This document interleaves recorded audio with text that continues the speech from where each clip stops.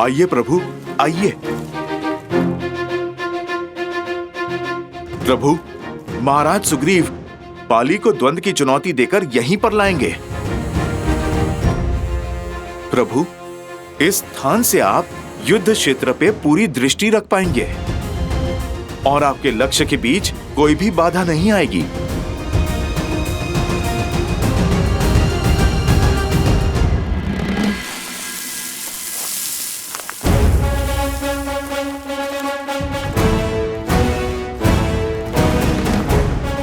बाले, बाहर निकल। कहां चुप के बैठा है कायर? बाले, बाहर निकल, बाहर निकल कायर। बाले, सुग्रीव।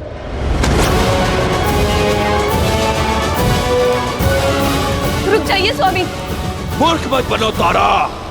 आज मृग स्वयं सिंह की गुफा में आया है। छोड़ो।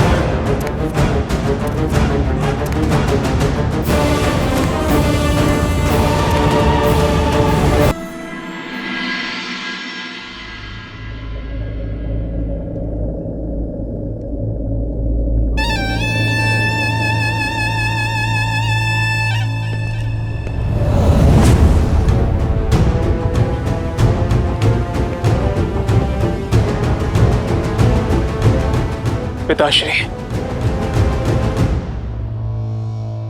आपसे आज्ञा चाहिए, स्पष्ट रूप से आपसे एक बात करने के लिए। प्रश्न ये है कि जो मेरे समक्ष खड़े होकर मुझसे बात करना चाहता है, क्या वो मेरा पुत्र है या लंका का युवराज? युवराज नहीं पिताश्री, आज यहां एक पुत्र अपने पिता से अपने मन की बात करने के लिए आया है। तो निर्भय होकर कहो। अब जब से सीता को लंका लेकर आए, माता अति चिंतित रहती है। पर स्त्री को लेकर आपके भीतर बढ़ रही इच्छाएं, आपका अपने ज्ञान के गर्भगृह को स्वयं जलाकर भस्म कर देना, इससे माता का भय और बढ़ रहा है। क्या कहा तुम्हारी माता ने? कि आग जब दीपक की बाती को पकड़ लेती है तो बाती से पूर्व वो उसके भीतर के तेल को जलाती है और फिर बाती भस्म हो जाती है। लंका का वैभव भस्म हो रहा है पिताश्री, और उसका प्रारंभ हमारे अपने ज्ञान के भंडार से हुआ है। तो अब रावण के आचरण से लंका के युवराज को समस्या होने लगी है। नहीं पिताश्री, मैं केवल एक सरल समाधान लेकर आया हूं। आप मुझे आज्ञा दीजिए, मैं अभी उस राम को मारकर उसका मृत शरीर सीता को दिखाता हूं। बस एक बार उसकी आशा दम तोड़ दे तो वो आपको स्वीकार कर लेगी। राम की मृत्यु उपरांत सीता अपनी पतिव्रता धर्म से मुक्त हो जाएगी। तब वो आपसे विवाह अवश्य करेगी, और आपसे विवाह होने के पश्चात सीता का हमारे परिवार का भिन्न अंग बन जाने के पश्चात आपकी प्रतीक्षा के साथ साथ माता की चिंताएं भी सदा सदा के लिए समाप्त हो जाएंगी। जब विधाता ने स्त्री बनाई तो उसे 5 नहीं 6 तत्वों से बनाया। वो छठा तत्व है चिंता। जब मैंने तुम्हारी मां को शादी का प्रस्ताव दिया तो वो चिंतित हुई। जब मैंने शनि को बंदी बनाया तो वो चिंतित हुई। जब मैं सीता के स्वयंवर में गया वो चिंतित हुई। जब मैंने विद्युत जीवा को मारने का निश्चय किया वो चिंतित हुई। और आज जब मैं सीता को हर कर लाया हूं वो चिंतित हुई। स्त्रियां क्षण भर में तिल का ताड़ बना देती हैं, क्या तुम्हें क्षण भर के लिए भी लगता है कि मैं उस वनवासी से भयभीत हूं? जब मेरे पास कुछ भी नहीं था, मैं तब भी भयभीत नहीं था। यदि मैं चाहता तो उस राम का वध उस वन में एक क्षण में कर देता, परंतु जो योजना मैंने बनाई है उसके अनुसार राम का जीवन मृत्यु से कई दुखदाई होगा। दीपक स्त्रियां जलाती हैं और हम जैसे योद्धा अपने शत्रुओं की चिताएं जलाते हैं। युवराज हूं मैं लंका का, और इस सत्य से भली भांति अवगत हूं कि लंका को स्त्रियों की चिंताओं ने नहीं, अभी तो हम पुरुषों के प्रबल भुजाओं और शौर्य ने बनाया है।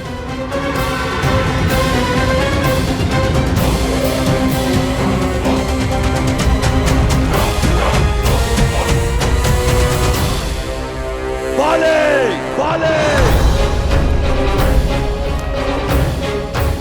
अंगद, रुकिए प्रभु, ये कुमार अंगद हैं, बाली के पुत्र। महाराज सुग्रीव भी इन्हें अपने पुत्र की तरह मानते हैं। चाचा श्री प्रणाम। चाचा श्री यशस्वी भव। आप जानते हैं पिताश्री आपके प्राणों के प्यासे हैं, क्यों आए आप यहाँ? लौट जाइए चाचा श्री। लौट कर ही तो आया हूं।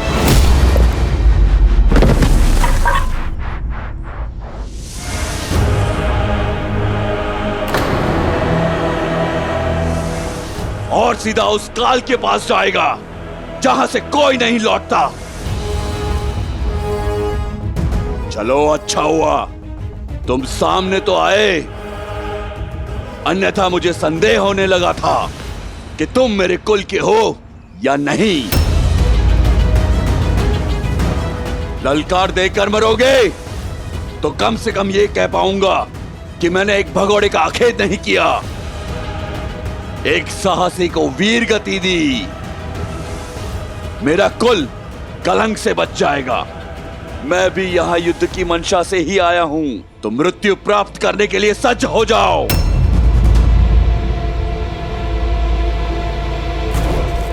भागता कहां है कायर? आज तेरा अंत निश्चित है।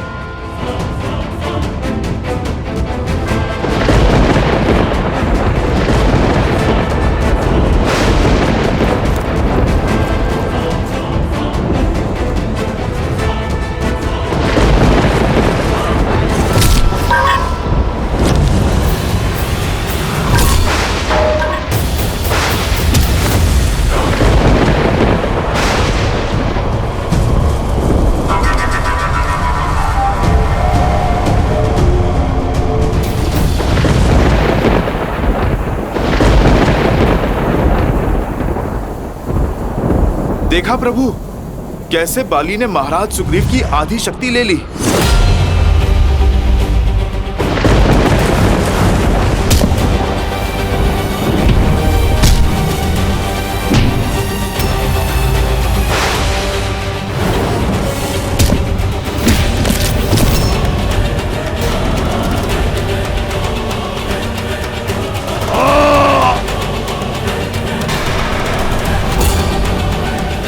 बस इतना ही, और बल लगाओ चित्कार में कायर, और चीखो। तुम्हारी मृत्यु से अधिक प्रसन्नता मुझे तुम्हारी ये पीड़ा देखकर हो रही है। चाहूं तो मैं तुम्हें अभी तिनके की भांति मसल सकता हूं, किंतु मैं ऐसा करूंगा नहीं। जाओ और मूषक की भांति जाकर छिप जाओ अपने बिल में।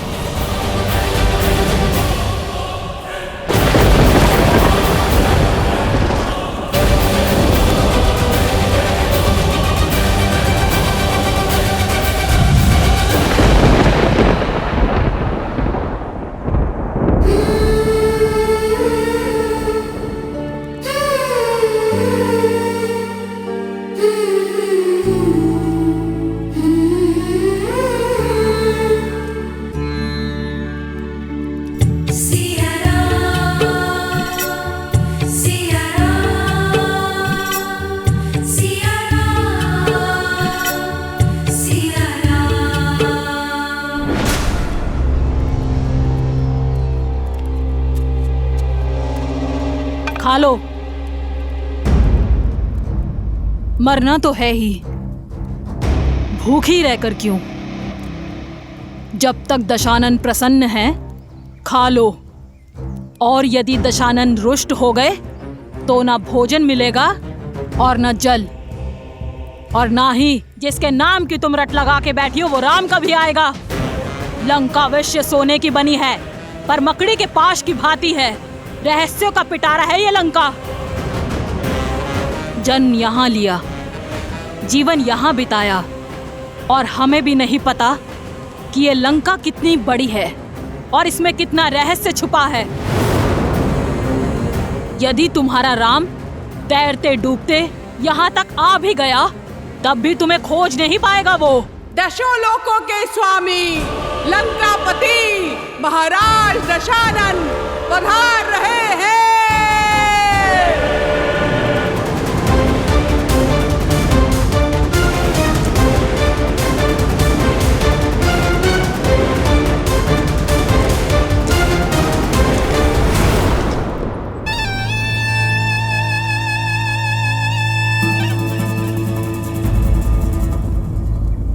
आओ सीता, चलो मेरे साथ। ये मेरा सबसे प्रिय अनुज, मेरा सबसे घनिष्ठ मित्र, मेरे पुत्र समान और मेरा सबसे विश्वासप्रद मंत्री विभीषण है। ये एक वनवासिनी का हरण करने वाले राक्षस का आदेश नहीं, लंकेश दशानन रावण का अयोध्या की महारानी से विनम्र निवेदन है। इसलिए राजधर्म और नीतियों का पालन करते हुए मैं अपने मंत्री को अपने साथ लाया हूं। मिथिला नरेश की मैथिली हो तुम, अयोध्या की रानी हो तुम। एक राजा का निमंत्रण अस्वीकार करना अयोध्या की नीति नहीं। क्या अयोध्या की रानी अपने राजधर्म से विमुख हो जाएगी? नहीं। आओ मेरे साथ, ये लंकेश तुम्हें लंका की भव्यता दिखाना चाहता है।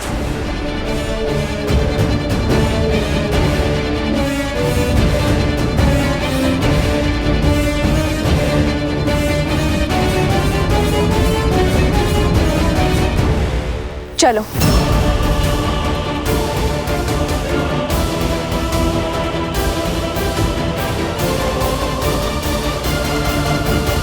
महादेव, रावण सीता को कहां ले जा रहा है? उद्देश्य क्या है उसका? अहंकार। अहंकार का केवल एक ही उद्देश्य होता है देवी, स्वयं को दूसरों से अधिक श्रेष्ठ दिखाना। और रावण का प्रत्येक कर्म देवी सीता के समक्ष स्वयं को श्री राम से अधिक योग्य सिद्ध करने का प्रयास ही तो है, जिसमें वो सफल नहीं होगा।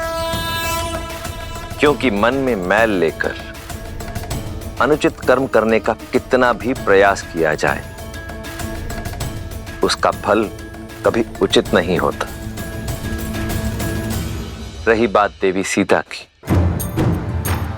तो मिथिला से मिले संस्कार और अयोध्या की गरिमा को अपने आंचल में लपेटे प्रभु श्री राम से मिले प्रेम के बल के सहारे देवी सीता हर बाधा को पार कर जाएंगी।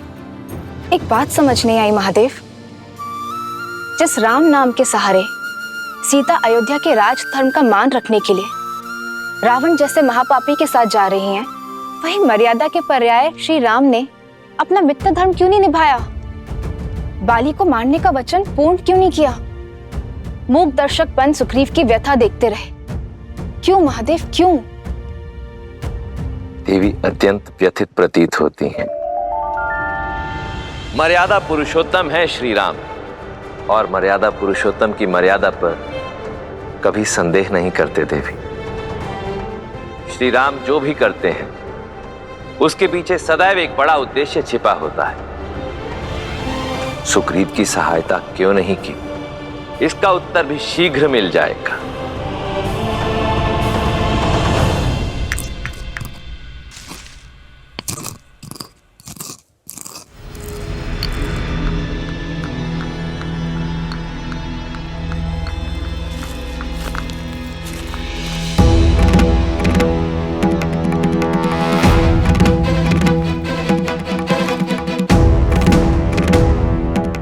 मेरे घाव पर औषधि लग रही है अयोध्या कुमार? आप क्या नमक छिड़कने आए हैं? लक्ष्मण, तुम्हें बहुत घमंड था ना अपने भाई की शक्ति पर, लक्ष्य पर। क्या हुआ? बाली को देखकर धनुष उठाने की शक्ति नहीं बची? क्या लक्ष्य नहीं साध पाए उस दूरी से? सुरक्षा का वचन देकर विमुख हो गए आप।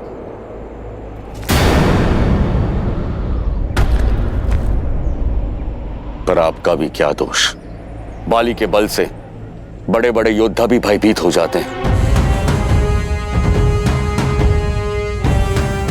आपके हाथ भी भय से कांप गए होंगे।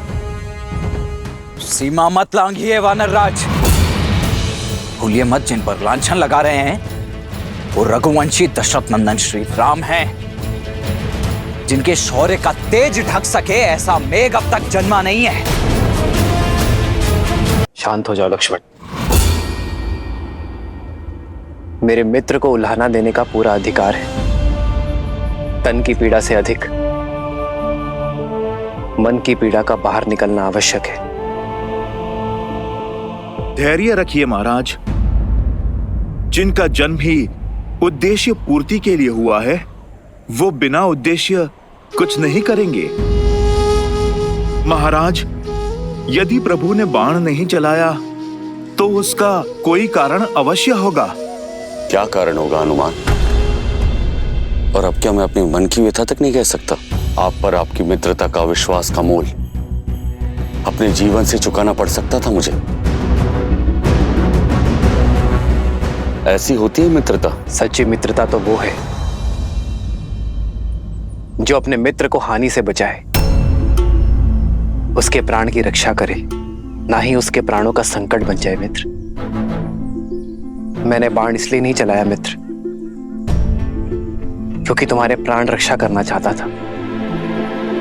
धनुष मैंने अवश्य उठाया था, लक्ष्य भी साधा था। ना अपना वचन भूला हूं मित्र, और ना ही बाली से भयभीत हुआ हूं। हाँ, भ्रमित अवश्य हुआ हूं। मुझे ये ज्ञात ही नहीं था मित्र कि आप दोनों भाई दिखने में बिल्कुल एक समान हैं। आप दोनों का रूप रंग, भाव भंगिमा, आकार विकार, नाक नक्श इतने समान हैं। ये सत्य है मित्र कि मैं ये निर्णय ही नहीं कर पाया कि आप दोनों में से कौन बाली है और कौन सुग्रीव।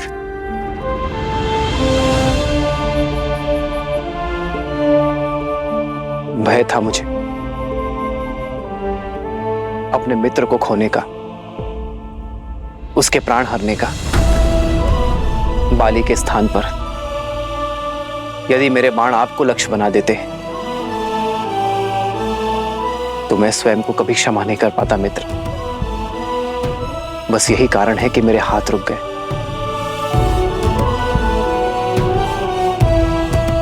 आपके दुख का आभास है मुझे मित्र। मेरे कारण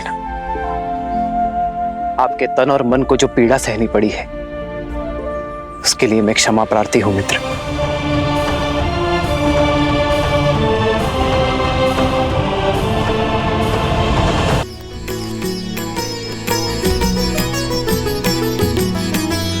एक रूप तुम भ्राता दो, तेहि भ्रमते नहीं मरेयु सो।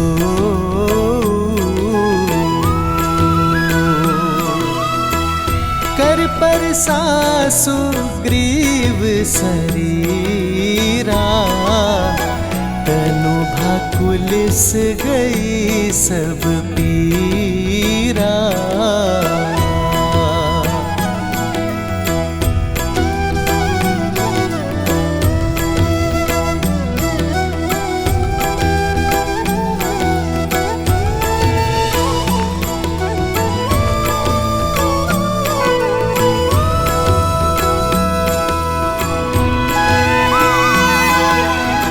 क्षमा मांगकर मुझे और लज्जित ना करे श्री राम। क्षमा तो मैं चाहता हूं अपने अज्ञान के लिए, ये आपका भाव नहीं समझ पाया। मन की पीड़ा आपके शब्दों ने हर ली और तन की पीड़ा तो आपके स्पर्श मात्र से ही समाप्त हो गई। मेरे सारे संशय दूर हो गए, हृदय के सारे द्वंद्व मिट गए। नई चेतना जगाई है आपने। धन्य है श्री राम, धन्य है।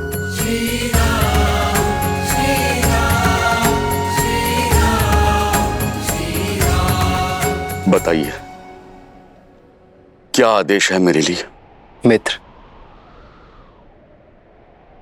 आप बाली को पुनः युद्ध के लिए ललकारेंगे।